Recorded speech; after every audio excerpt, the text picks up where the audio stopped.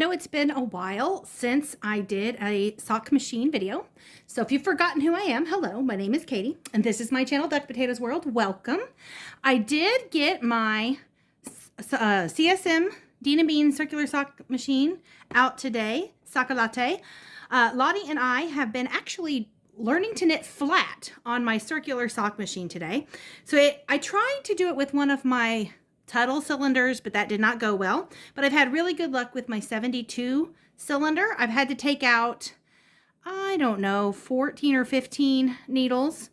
I tried taking out fewer and it didn't go well, but I've kind of got it going really good. So I'm just going to do a few passes at flat knitting and just kind of demonstrate how that works. I did have to pull out my original Dean & Bean heel forks in addition to my updated ones because I do need a lot of weight to keep this down. So in order to knit flat, I am knitting only, I'm going back and forth on only so many needles. And so I just went ahead and removed the needles that I needed to be out of work. And I had to give myself enough space that I could turn around. So you'll see here, when I start, there's my first pass going one direction. And when I get here, this starts to go up, but I have to have enough room to get these needles all the way through, and these needles can't get in the way. And then I can turn back and go the other way. Now, because my knitting is flat, I can't put the regular soft weight in the setup bonnet because I don't have a circular sack to put that sock weight in. So I'm just using 5 heel forks just to keep it weighted down. And I do have to move them up about every 10 rows or so. We'll get to that point and I'll show you how to do that. I probably could put a few more needles in if I was being very careful, but this number seems to be just enough that I get all the way through one side and don't run into the next.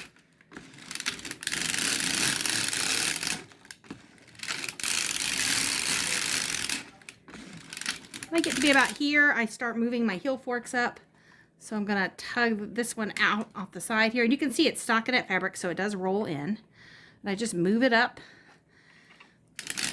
work about halfway, and then I'll move up my center heel fork. And my newer upgraded heel forks are heavier than the original Dean & Bean heel forks. So I move those 3 heel forks up first. Here, I can do the last one. And then when I come back on the second row, I will lift up the original heel forks. They don't have as much weight on them, but I do need them to keep this center section down. Originally, I didn't have them, and I kept dropping stitches. So they just keep the fabric down for me. But yeah, this is my first time to even try this out, and I have had pretty easy time of it on this cylinder. Like I said, I originally tried it on my 84 needle Tuttle cylinder, and that did not go well. I don't know what's up with those cylinders. I can knit a tube on my 84 Tuttle in one direction without too much trouble. It's finicky, but it can be done. But to knit flat, I have to be able to go back and forth, and I could not get it to go in reverse smoothly. The needles kept turning in the cylinders. I don't know if I need to tighten the spring. I could probably do some research and figure out how to address that, but you can see it's time to move them up again. You do have to move them up frequently. But yeah, I am actually just working on a piece of just, you know, fabric for learning. I will probably donate this to the yarn bomb that Hot Springs Fiber Company is going to be doing in downtown Hot Springs for Art in the Park this April. So that's kind of my plan. But yeah, that's where we're at and what we're doing today. So thought you guys might like to see Lottie in action. I know it's been a while.